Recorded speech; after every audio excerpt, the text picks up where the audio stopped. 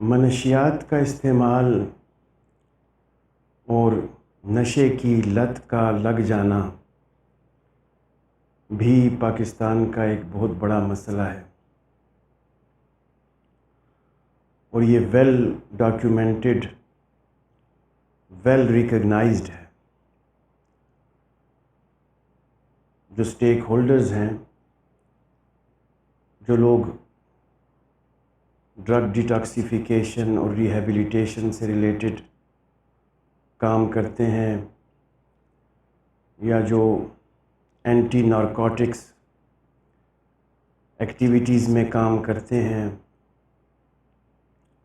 اور وہ لوگ جن کے بچے منشیات کا شکار ہوتے ہیں، یہ سب سٹیک ہولڈرز، ان سب کو اس بات کا بخوبی اندازہ ہے کہ یہ مسئلہ انتہائی گمبھیر ہے، اور وقت گزرنے کے ساتھ ساتھ اس کی شرح میں اضافہ ہو رہا ہے، اور اس میں لڑکوں کے ساتھ ساتھ لڑکیاں بھی شامل ہیں، اور پڑھے لکھے لڑکے اور لڑکیاں منشیات کا شکار ہو رہے ہیں۔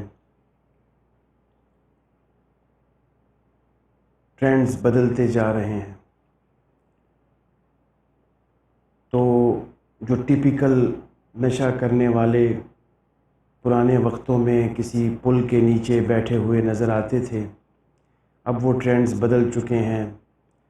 نشے کی بھی ماڈرن فارمز اویلیبل ہیں، اور نوجوان خصوصاً اس لت کا شکار ہو جاتے ہیں، اور پھر ان کے علاج کے لیے جو آپشنز پاکستان میں اویلیبل ہوتی ہیں، ان میں یا تو ان کو کسی سائیکیٹری وارڈ میں منتقل کیا جائے، یا کوئی ایسا نشہ چھڑانے کا سینٹر ہو جس میں کہ سائیکیٹرسٹ بھی ہو اور سائیکالوجسٹ بھی ہو، تو 2-3 ہفتے کے پلان سے ان کے نشے کو چھڑانے کی کوشش کی جاتی ہے۔ اس کے علاوہ کچھ دیسی ٹوٹکے بھی لوگ آزماتے ہیں، اور کچھ نام نہاد اسپریچول ہیلرز بھی اس سلسلے میں اپنا رول پلے کرتے ہیں۔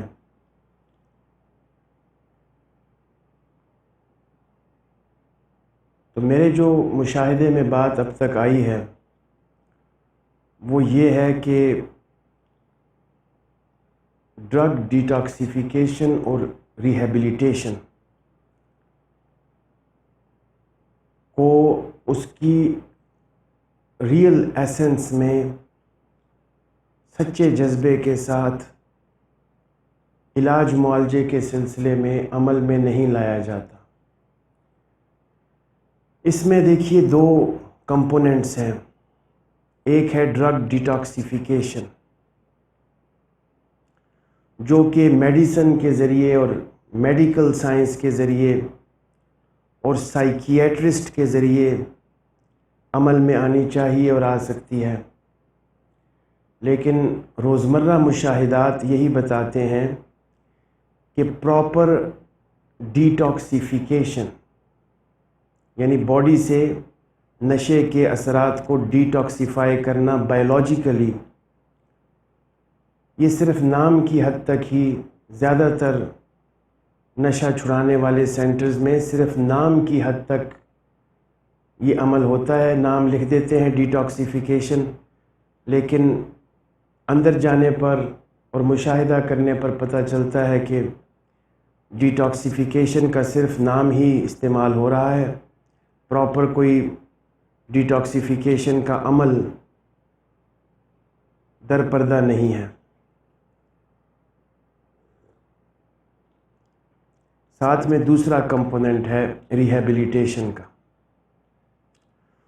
تو اس ٹرم میں 2 چیزیں ہمیں ملتی ہیں، ایک ڈیٹاکسیفیکیشن جو کہ بائیولوجیکل ہے، میڈیکل ہے، وہ سائیکیٹرسٹ جانے، ان کا کام جانے، ہمارا کام نہیں ہے۔ دوسرا جو لفظ ہے ریہیبلیٹیشن، وہ ہے بنیادی طور پر سائیکلوجیکل اور سائیکو سوشل ریہیبلیٹیشن، یعنی پہلے بندہ ڈیٹاکسیفائی ہو، اس کے بعد اس کی سائیکو سوشل ریہیبلیٹیشن عمل میں آئے، تو وہ ہے ہمارے کرنے کا کام۔ اب اس سلسلے میں جو مشاہدات ہیں وہ یہ ہیں کہ جتنے بھی سینٹرز ہیں ان میں ریہیبلیٹیشن کے لیے کچھ ٹپیکل ٹیکنیکس کو استعمال کرنے کی کوشش کی جاتی ہے، جس طرح سے نمبر 1 نفسیاتی مشاورت، سائیکلوجیکل کاؤنسلنگ دی جاتی ہے، سائیکالوجسٹ کاؤنسلنگ دینے کی کوشش کرتے ہیں، اور اس میں ظاہری بات ہے کہ فالٹی بیلیفز کو ڈیٹاکسیفائی کرنے کی کوشش کرتے ہیں سائیکلوجیکلی، اللاجیکل تھاٹس کو ختم کرنے کی کوشش کرتے ہیں، نشے کے نقصانات پر آگاہی فراہم کرتے ہیں، جسمانی نقصانات، سماجی نقصانات، جذباتی نقصانات، نفسیاتی نقصانات اور مذہبی نقصانات، ان سب پر کلائنٹ کو آگاہی دیتے ہیں اور اس کو موٹیویٹ کرتے ہیں کہ وہ اپنے اندر وہ ول پاور پیدا کرے جس سے کہ نشے کی لت کو چھوڑے اور دوبارہ اس کی طرف راغب نہ ہو۔ اور اسی طرح سے دوسرا طریقہ مذہبی بھی اکثر سینٹرز میں دیکھنے کو ملتا ہے کہ ایک مولوی صاحب بھی ہوتے ہیں اور وہ نماز پڑھاتے ہیں کلائنٹس کو اور تبلیغ کرتے ہیں اور مذہبی حوالوں سے منشیات کے ڈینجر کو متعارف کرواتے ہیں کہ مذہبی طریقے سے منشیات کی لت میں گرفتار ہونا کتنے گناہ کا باعث بنتا ہے اور کتنا ڈینجرس ہے آخرت کے پرسپیکٹیو میں۔ اس کے ساتھ تیسری چیز جو ان سینٹرز میں کہیں کہیں دیکھی جا سکتی ہے وہ ریکریشنل ایکٹیویٹیز ہیں، مختلف قسم کی گیمز میں ان کلائنٹ کو انوالو کیا جاتا ہے تاکہ ان میں جسمانی پھرتی اور چستی آئے، تھکاوٹ پیدا ہو اور یہ بھرپور نیند لے سکیں۔ تو اس قسم کی تراکیب مروجہ طور پر وضع ہیں پاکستان میں۔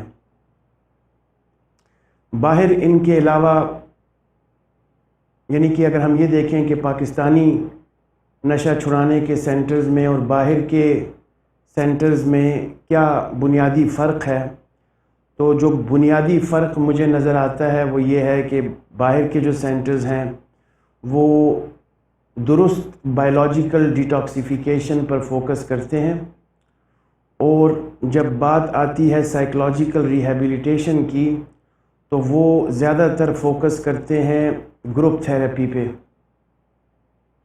اور سوشل سپورٹ پہ۔ تو پاکستان میں چونکہ کلچر سائیکو تھیراپی کے لیے نامساعد ہے، موضوع نہیں ہے، لہٰذا گروپ تھیراپی اکثر عمل میں نہیں آ سکتی، سوشل سپورٹ گروپس بنتے ہوئے ہمیں نظر نہیں آتے۔ تو یہ تھے بنیادی فرق تھا پاکستانی اور مغربی نشہ چھڑانے کے سینٹرز میں۔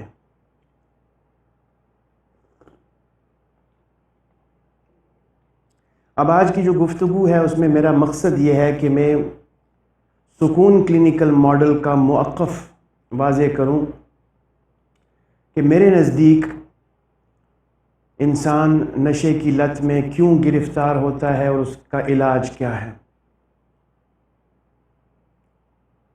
تو اس علاج کے لیے میں نے جو ٹرم وضع کی ہے وہ ہے سائیکلوجیکل ڈیٹاکسیفیکیشن اینڈ ریہیبلیٹیشن۔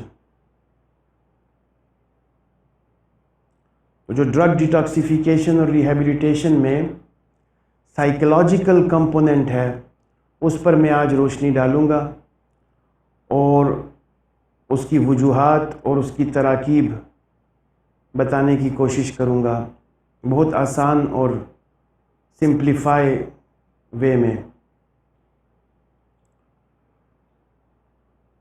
تو اب اس گفتگو میں میرا مقصد یہ بھی نہیں کہ میں آپ کو مختلف قسم کے نشوں سے متعارف کرواؤں اور ان کے منفی اور مثبت نقصانات اور مثبت فائدوں پر روشنی ڈالوں.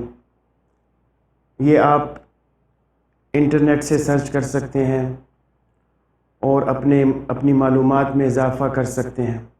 بہرحال سمری یہ ہے، جب وہی سمری ہے، سائنس وہی سمری دے رہی ہے جو اللہ تعالیٰ نے قرآن کریم میں بہت پہلے سے ہمیں دے رکھی ہے.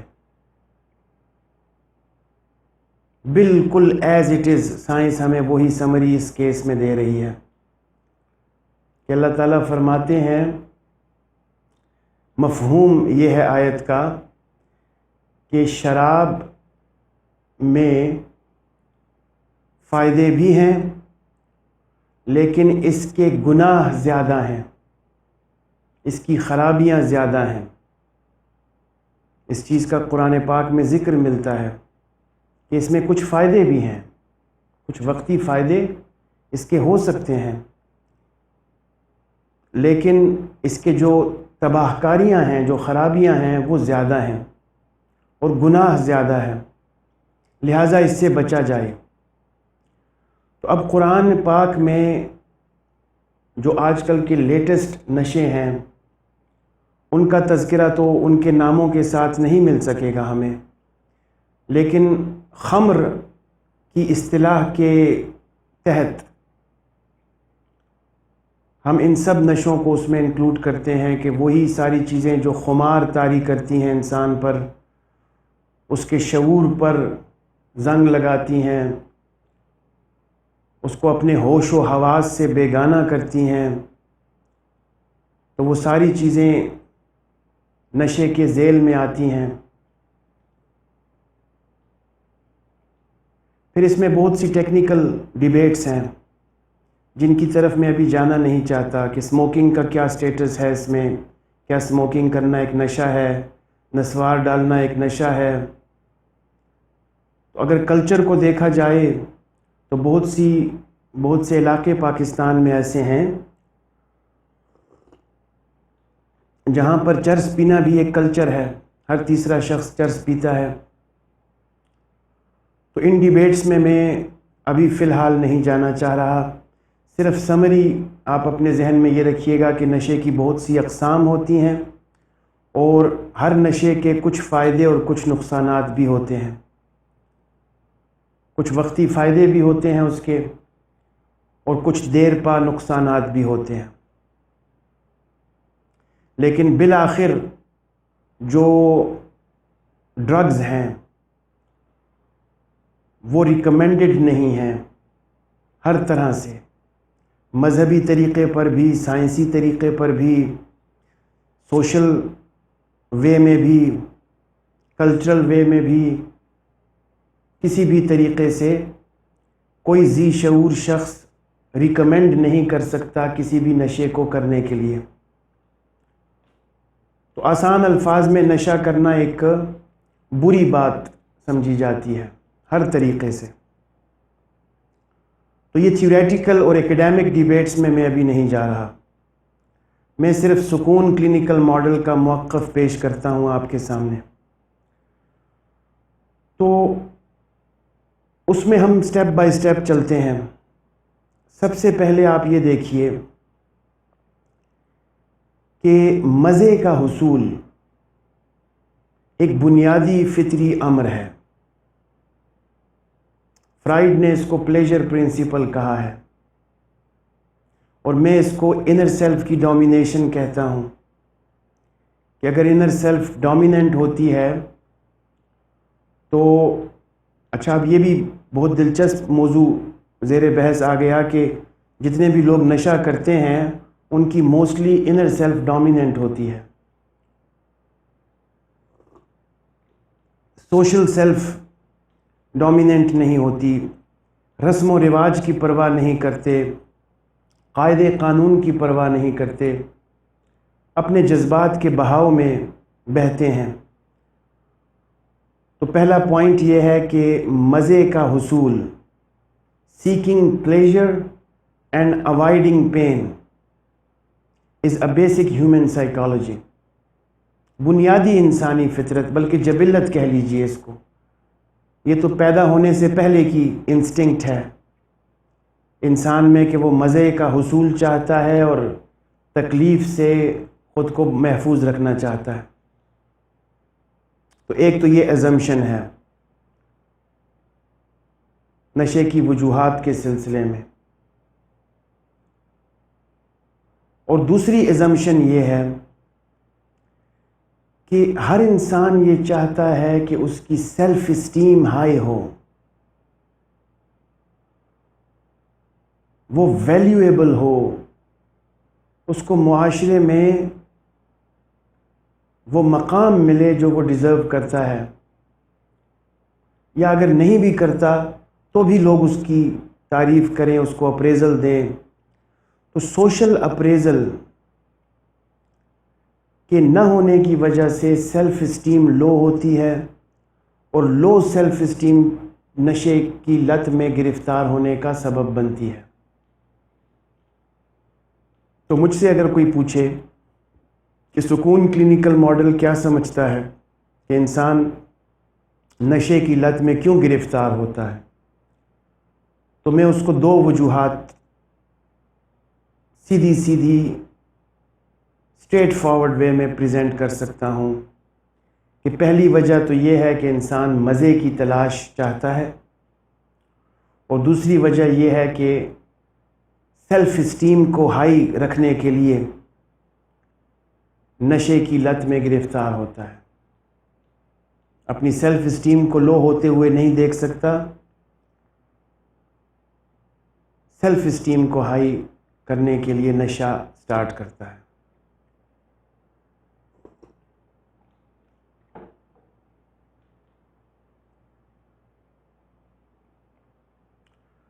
اچھا، اب وہ جو سیلف اسٹیم ہے اس کی، کیونکہ آپ جانتے ہیں کہ سکون کلینیکل ماڈل میں 4 سیلفز ہر انسان کی ہوتی ہیں: inner self, outer self, ideal self اور ریئل سیلف. تو اب وہ جو سیلف اسٹیم جس کا میں ذکر کر رہا ہوں، وہ ان 4 سیلفز میں سے زیادہ تر انر سیلف کی سیلف اسٹیم ہے.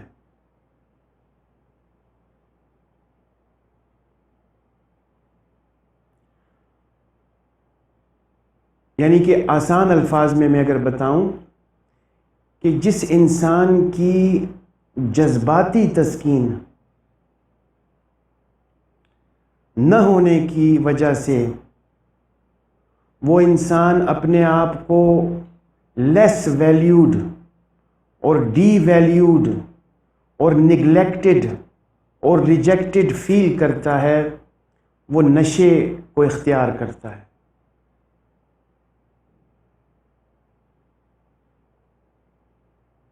جس انسان کے جذبات کو، اس کی انر سیلف کو، بہرحال اب میں زیادہ ٹیکنیکلٹیز میں آپ کو نہیں لے جا رہا، دوبارہ سے انتہائی آسان الفاظ میں آپ کو میں اردو میں واضح کرنے کی کوشش کرتا ہوں کہ جس انسان کو جذباتی تسکین نہ ملے، جس انسان کے جذبات کو تسکین نہ ملے، ایموشنل گریٹیفیکیشن نہ ہو،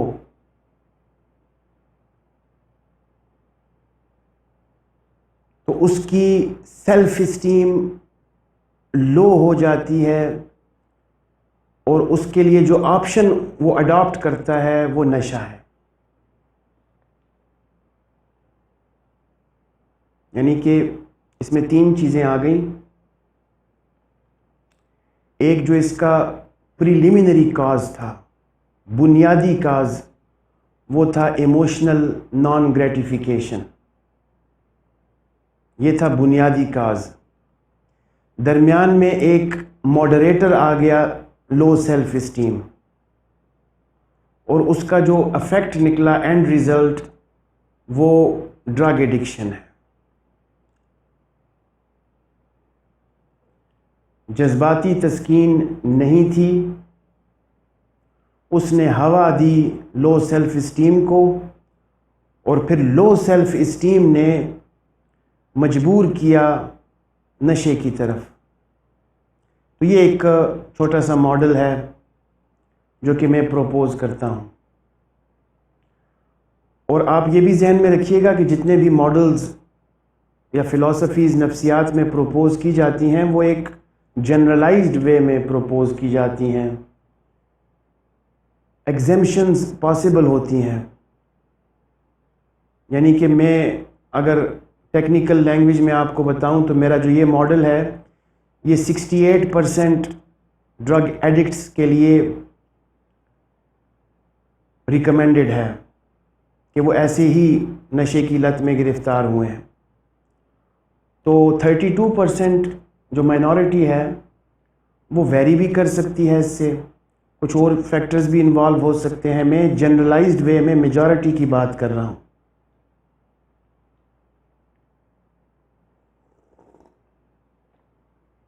تو یہ ہو گیا کاز، یعنی کہ ڈرگ ایڈکشن کی سائیکوپیتھولوجی یہ ہے کہ naan gratification of emotions leads to low self-esteem which further leads to drug addiction.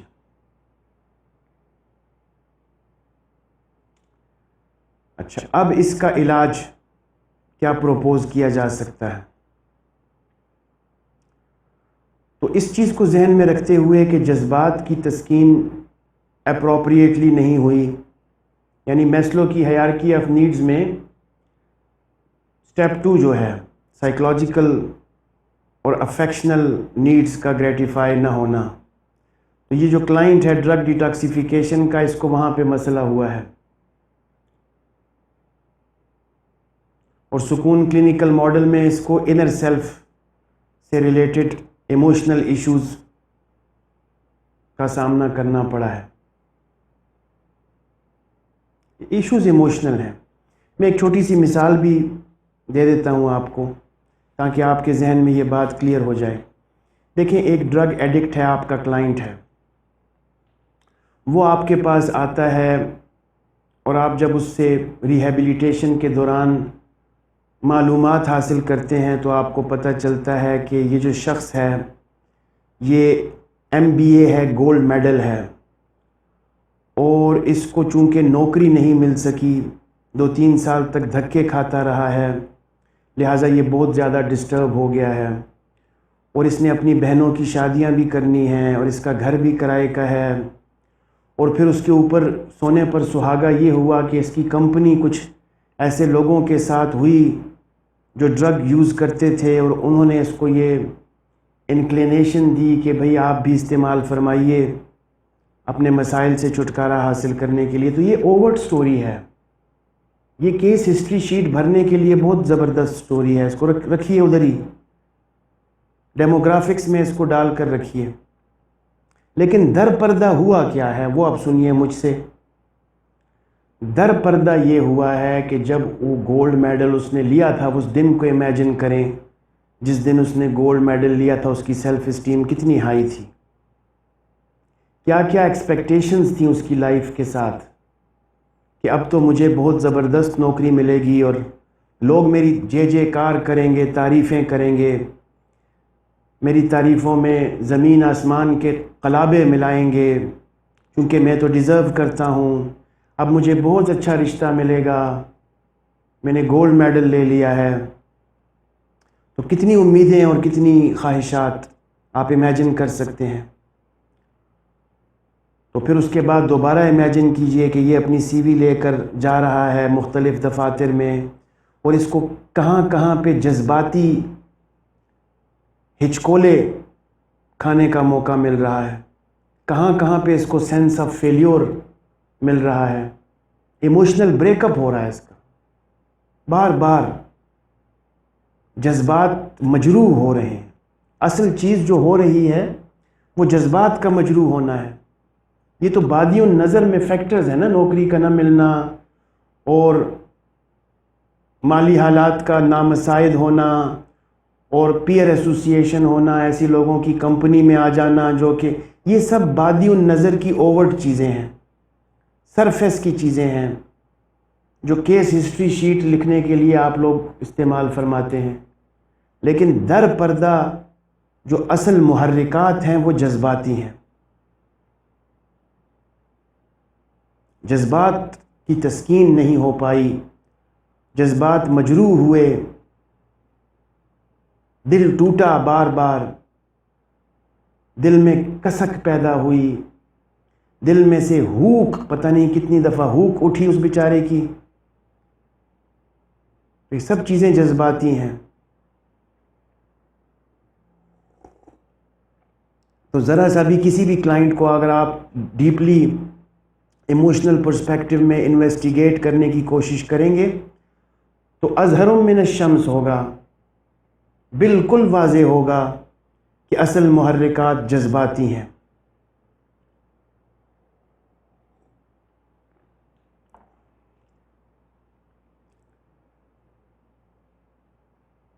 تو کاز کا ماڈل آپ نے دیکھا. اب ٹریٹمنٹ پہ ہم بات کر رہے ہیں کہ ٹریٹمنٹ کیا ہو سکتی ہے. تو جو کاز ہے اس کو ریموو کر دیں گے تو ٹریٹمنٹ خود بخود ہو جائے گی. آسان سا فارمولہ ہے. ایموشنل گریٹیفیکیشن میں پرابلمز ہیں. Emotions are not gratified, let's gratify the emotions. جب ہم ایموشنز کو گریٹیفائی کریں گے تو سیلف اسٹیم ہائی ہو جائے گی اور ڈرگ کی عادت چھوٹ جائے گی. یعنی جو کاز کا ماڈل ہے اس کو اگر ہم ریورس کر دیں گے تو یہی ٹریٹمنٹ ہے.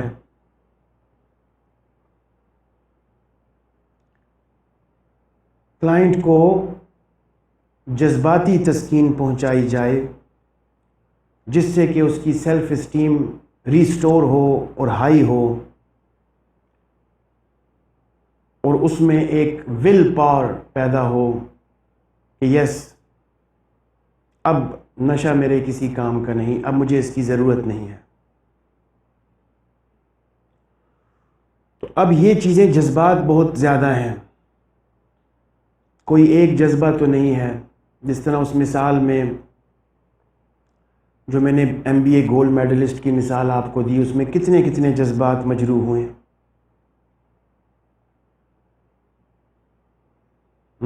کتنے جذبات اس کے مجروح ہوئے ہیں.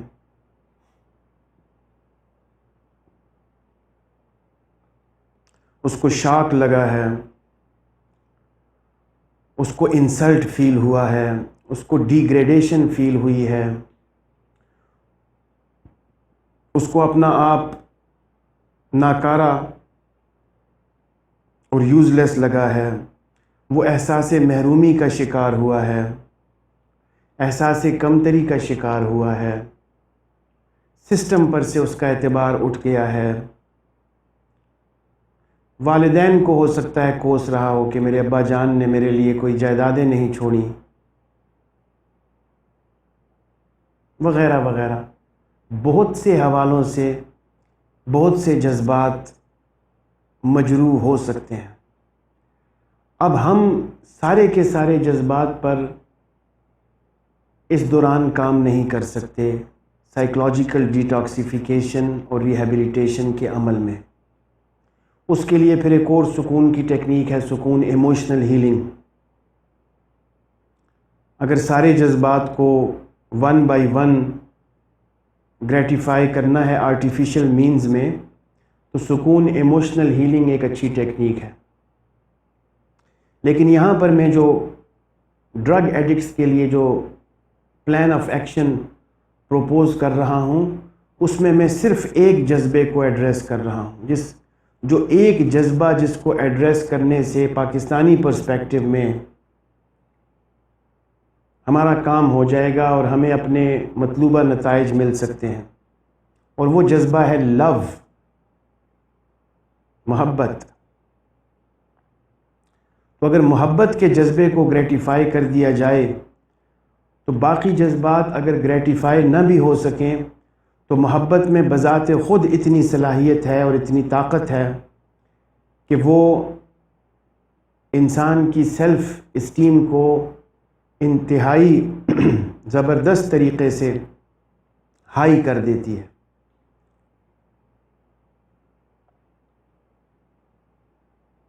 سیلف اسٹیم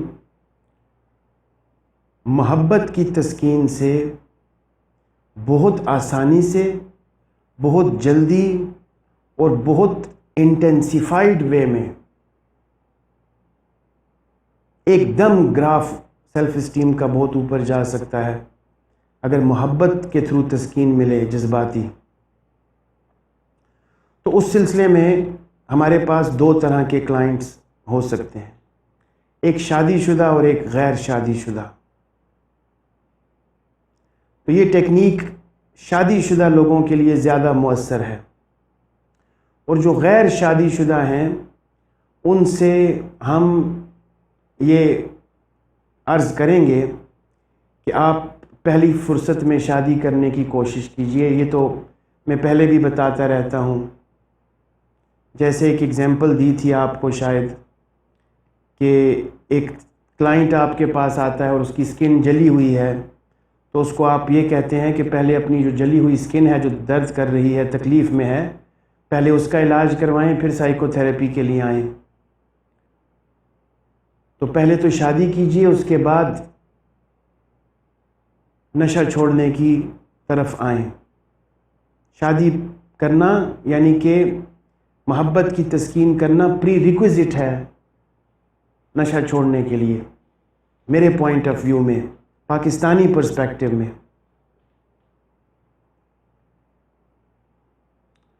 تو اگر تو وہ شادی شدہ ہیں تو بہت اچھی بات ہے، شادی شدہ نہیں ہیں تو پھر ان سے یہ کہا جائے کہ آپ شادی کیجئے، اور جب تک شادی نہیں کرتے 5-6 مہینے کا وقت ہے ابھی اگر شادی کرنے میں، بات چیت چلانے میں، تو کوشش کیجئے کہ کہیں منگنی کر لیجئے، کہیں کسی کے ساتھ ایموشنل اٹیچمنٹ آپ کی ضروری ہے۔ ایٹ دا اینڈ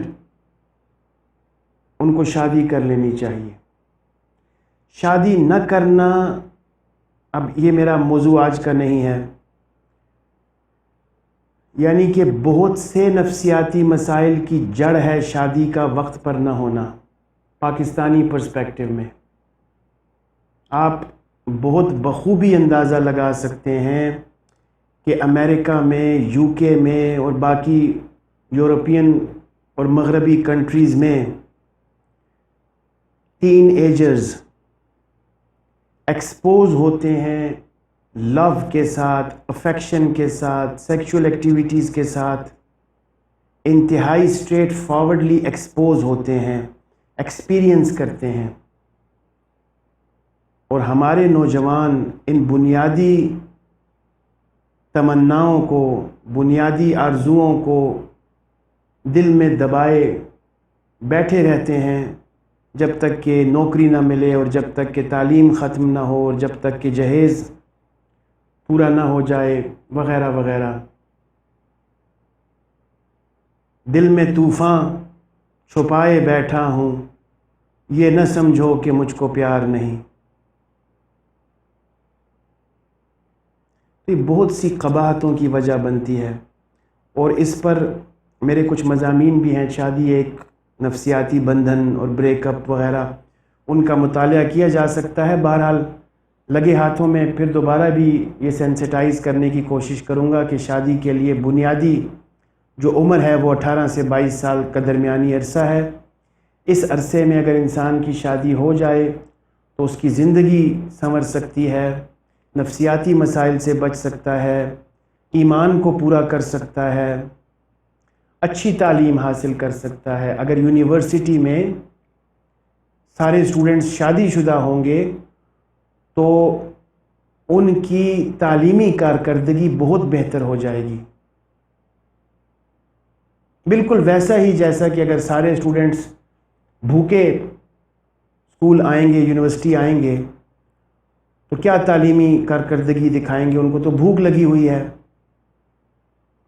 تو اسی طرح سے جو اسکالرز ہیں، سائنٹسٹس ہیں، اور بہت مشہور سائنٹسٹس، بہت ویلڈ اور اتھینٹک سائنٹسٹس، انہوں نے یہ بتا رکھا ہے کہ سیکشول ہنگر ویسے ہی ہے جیسے کہ عام بھوک پیاس، بلکہ بعضوں نے تو اس کو اس سے بھی زیادہ انٹینسیفائڈ قرار دیا ہے۔ تو ہم لوگ ان معاملات پر نہیں سوچتے، پری ریکویزٹس پر۔ تو بہرحال ٹیکنیک یہ ہے نشہ چھڑانے کی کہ اگر تو وہ شادی شدہ ہیں تو ان کی ہوگی کپل تھیراپی، میاں بیوی کی، اور اگر وہ غیر شادی شدہ ہے تو پھر اس کی ظاہری بات ہے کہ انڈیویجول سائیکو تھیراپی ہوگی، جس میں کہ اس کو سینسٹائز کیا جائے گا ایک فینٹسائز وے میں کہ مستقبل میں آپ کے لیے کتنے سہانے اور کتنے دلچسپ حادثات عمل میں آ سکتے ہیں اگر آپ شادی کر لیں۔ تو جو شادی شدہ کپل ہے ان کی کاؤنسلنگ ضروری ہے۔ اس میں جو خاوند ہے اگر وہ نشہ کر رہا ہے تو بیوی کو یہ سمجھانے کی ضرورت ہے کہ آپ کے خاوند کو آپ سے محبت کی ضرورت ہے۔ اب وہ کہیں گی محبت تو میں دے رہی ہوں، تو پھر ہم ان پر ایکسپوز کریں گے کہ جو محبت آپ دے رہی ہیں وہ محبت سرے سے ہے ہی نہیں۔ اگر آپ جینون محبت دے رہی ہوتی تو یہ بندہ نشے کی طرف نہ جاتا۔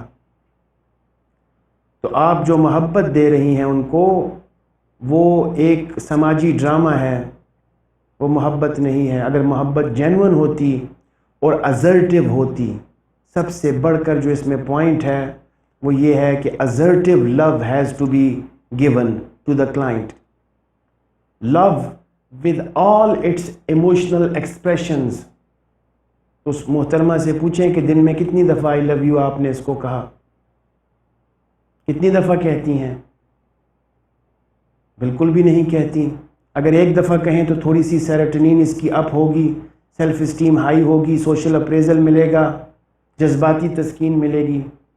اسی طرح سے اور اس کی تعریف اور توصیف کریں گی آپ کہ اے میرے خاوند آپ کتنے زبردست ہیں، کتنے اچھے ہیں، کیا بہترین قد کاٹ ہے آپ کا، اللہ تعالیٰ نے آپ کو کتنا اچھا پیدا کیا ہے، آپ کے بال کتنے اچھے ہیں، وغیرہ وغیرہ۔ اس طرح سے جب اس کو اپریزل، یعنی محبت اصل میں وہ محبت ہوگی جس میں جذبات کا ایبرپٹ ایکسپریشن ہوگا، بے ساختہ اظہار۔ جو محبت ہمارے معاشرے میں کی جاتی ہے وہ بھی کلچر میں دبی ہوئی اور پسی ہوئی محبت، عرف عام میں اس کو ہم نے نام دے دیا ہے محبت کا، لیکن وہ محبت اپنے بنیادی اوصاف سے خالی ہے۔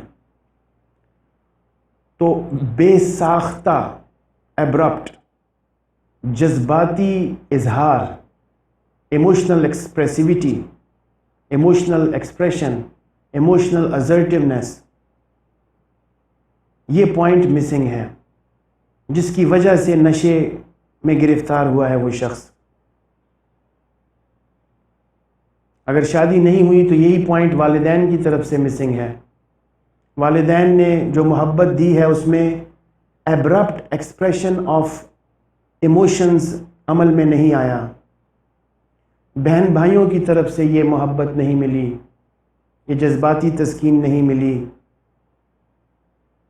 بلکہ اس کے اپوزٹ ایموشنل ایکسپریشنز ملے ہیں، ڈیگریڈنگ، انسلٹنگ، فیملی کی طرف سے بھی اور اساتذہ کی طرف سے بھی۔ جس اسکول میں جاتا تھا وہاں پہ مار پیٹ یا بولینگ یا اور فیکٹرز۔ تو جو گر ہے، جو پوائنٹ ہے وہ یہ ہے کہ کلائنٹ کو اگر ایسی محبت مل جائے جو جذباتی اظہار سے بھرپور ہو تو اس کی سائیکولوجیکل ڈیٹاکسیفیکیشن خود بخود ہو جاتی ہے. وہ جو نشے کے نفسیاتی اثرات اس کے پورے بدن میں، اس کے نیورو ٹرانسمیٹرز میں، اس کے سینٹرل نروس سسٹم میں اور اس کی نس نس میں دھنس چکے ہیں، جو نفسیاتی منفی اثرات نشے کے، وہ سب پاک صاف ہو سکتے ہیں، دھل سکتے ہیں. یہ محبت ان کو دھو دے گی، صاف ستھرا کر دے گی رگوں کو، رگ و جاں کو، نس نس کو، مسام مسام کو.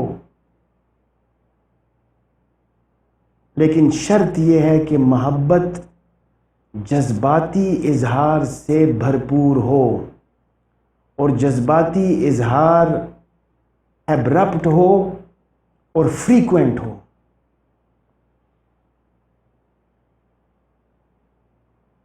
تو اسی طرح سے اگر خاتون نشہ کر رہی ہیں تو خاوند کو یہ باتیں سمجھائی جائیں گی کہ آپ نے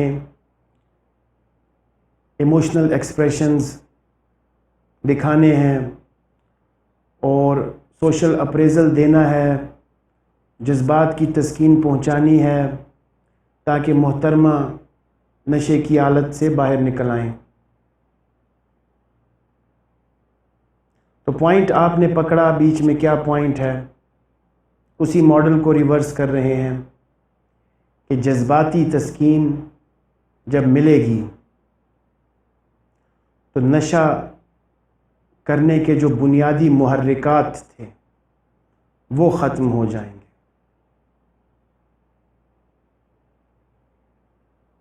اور جو غیر شادی شدہ ڈرگ ایڈکٹ ہے اس کو ہم اس بات پر آمادہ کریں گے اور اس کو سمجھائیں گے کہ آپ کی جذباتی تسکین چونکہ نہیں ہوئی، لہٰذا آپ نشے کی طرف راغب ہوئے ہیں. تو اب آپ کے پاس دو راستے ہیں. ایک تو راستہ یہ ہے کہ آپ نشے ہی سے اپنی جذباتی تسکین پوری فرماتے رہیے، لیکن یہ سلسلہ زیادہ عرصے نہیں چلے گا، اور ایک نشے سے دوسرے نشے اور دوسرے سے تیسرے تک آپ جائیں گے، اور یہ سلسلہ کہیں تھمنے والا نہیں ہے، اور یہ اس کا درست حل بھی نہیں ہے. درست حل یہ ہے کہ آپ شادی کیجئے، اور شادی کے بعد پھر ایک کپل سیشن لیجئے ہم سے، جس میں کہ ہم آپ کو محبت کی صحیح تعریف بتائیں. اور اس سلسلے میں میرا جو آرٹیکل ہے بریک اپ، اس کا مطالعہ بھی کر سکتے ہیں کلائنٹس. اس میں بناوٹی محبت اور سچی محبت کے درمیان جو فرق ہے اس کو میں نے واضح کیا ہے. تو یہ ہے انیشیل ٹیکنیک. اس کے بعد سیکنڈ سٹیپ پہ جو اس ڈرگ ایڈکٹ کی امیجیٹ فیملی ہے، جو اس کے گھر میں رہتی ہے، اس کے ماں باپ ہیں یا بہن بھائی ہیں یا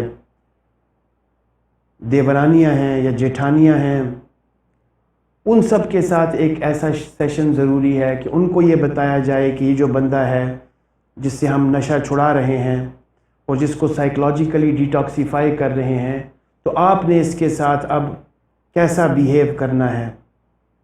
اس کو انسلٹ نہیں کرنا، اس کو ڈیگریڈ نہیں کرنا، اس کو سینس آف فیلیور کا احساس نہیں دلانا، بلکہ اس کو سوشل اپریزل دینا ہے، اس کی تعریف کرنی ہے، تاکہ اس میں سیلف اسٹیم ہائی ہو.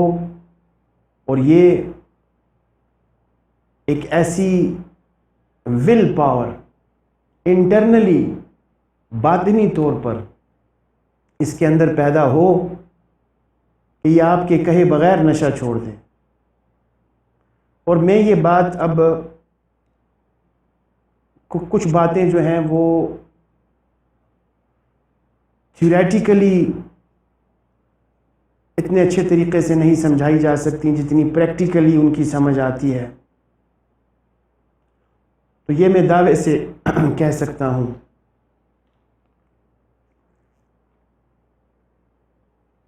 کہ اگر ڈرگ ایڈکٹ کو ایسی محبت ملے جو جذباتی اظہار سے بھرپور ہو،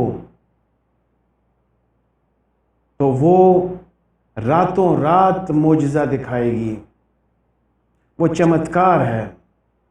اس کو لائٹ نہ لیجئے، اس میں بہت طاقت ہے۔ اگر اس میں جذباتی اظہار ایبرپٹ ہوگا اور فریکوینٹ ہوگا، اور یہ نارمل جو لوگ نشہ نہیں بھی کرتے ان کے لیے بھی بہت ضروری ہے کہ ان کو ایسی محبت ہاتھ آئے جس میں کہ جذباتی اظہار بھرپور طریقے سے، assertiveness بھرپور طریقے سے ہو، جو کہ پاکستانی پرسپیکٹو میں نہیں ہے۔ اس پر میری سائنٹیفک سٹڈیز ہیں جو یہ بتاتی ہیں کہ یہاں پہ ایموشنل assertiveness کا رواج عرف عام میں نہیں ہے، الا ماشاء اللہ کوئی کچھ ایسے بندے ہوں جو اس پر یقین رکھتے ہوں کہ محبت کے لیے ایموشنل ایکسپریشن کا ہونا اور فریکوینٹ ہونا اور انٹینسیفائیڈ ہونا ضروری ہے۔ یہ بہت ہی قلیل تعداد میں ایسے افراد پاکستان میں پائے جائیں گے، اور ویسٹرن کنٹریز میں یہ افراد کثیر تعداد میں پائے جائیں گے جو ایموشنل assertiveness کو انٹیمیٹ ریلیشن شپ میں اپروپریٹ امپورٹنس دیتے ہیں، ہم نہیں دے پاتے۔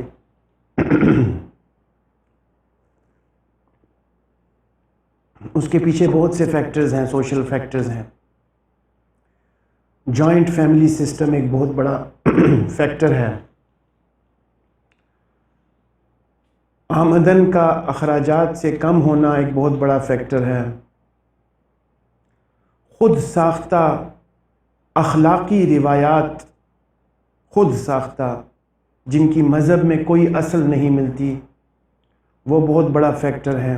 آپ امیجن کر سکتے ہیں ایک جوائنٹ فیملی میں جو لوگ رہتے ہیں ان کو ذرا امیجن کیجئے کہ ان میں ایموشنل assertiveness کس حد تک ہو سکتی ہے، انٹیمیٹ پرسپیکٹو میں نہ ہونے کے برابر ہے، شرم ہے۔ اسی لیے سکون کلینیکل ماڈل جب انر سیلف کو ڈومینیٹ کرنے کا نسخہ پروپوز کرتا ہے، سکون کا نسخہ، یہ ایک ویڈیو بھی ہے اور ایک آرٹیکل بھی ہے، سکون کا نسخہ، تو اس میں بھی یہ بات میں نے بتائی ہے کہ شیم کو چھوڑنا ہے، شرم کو چھوڑنا ہے اور assertiveness کی طرف آنا ہے۔ اور یہ جو ہم شرماتے رہتے ہیں، کوئی بات کسی انسان سے کر سکتے ہیں، دوسرے انسان سے وہی بات نہیں کر سکتے، اپنا حق نہیں مانگ سکتے، اس کو شرمانا کہتے ہیں۔ شرم کو چھوڑنے کا مطلب یہ نہیں ہے کہ انسان کپڑے اتار کر روڈ پر چلنا شروع کر دے، شرم کو چھوڑنے کا یہ مطلب نہیں ہے۔ شرم کو چھوڑنے کا مطلب یہ ہے کہ خود اعتمادی خود میں پیدا کرے، کم اعتمادی سے باہر نکلے، اپنی ذات پر بھروسہ رکھے، اپنی صلاحیتوں پر بھروسہ رکھے اور assertive ہو، یعنی اپنی پسند ناپسند کا برملا اظہار کرنے کے قابل ہو، یہ ہے assertiveness۔ تو اس گفتگو کو سمرائز کرتے ہوئے میں یہ کہوں گا کہ ڈرگ ایڈکشن کا بنیادی محرک نان گریٹیفیکیشن آف ایموشنز ہے، اسپیشلی لو، جس سے کہ انسان کی سیلف اسٹیم لو ہوتی ہے اور وہ نشے کا عادی ہوتا ہے۔ اور اس قسم کے انسان کی نفسیاتی اصلاح کرنے کے لیے ضروری ہے کہ اس کو ایسی محبت بھری جذباتی تسکین ملے جس میں جذبات کا کھلم کھلا اور برملا اور شدید اظہار ہوتا رہے، تاکہ اس کی سیلف اسٹیم ریسٹور ہو اور ہائی ہو، اور وہ خود بخود نشے سے تنگ آ جائے، اس کو نشے سے بہتر سلوشن مل جائے گا۔ شکریہ۔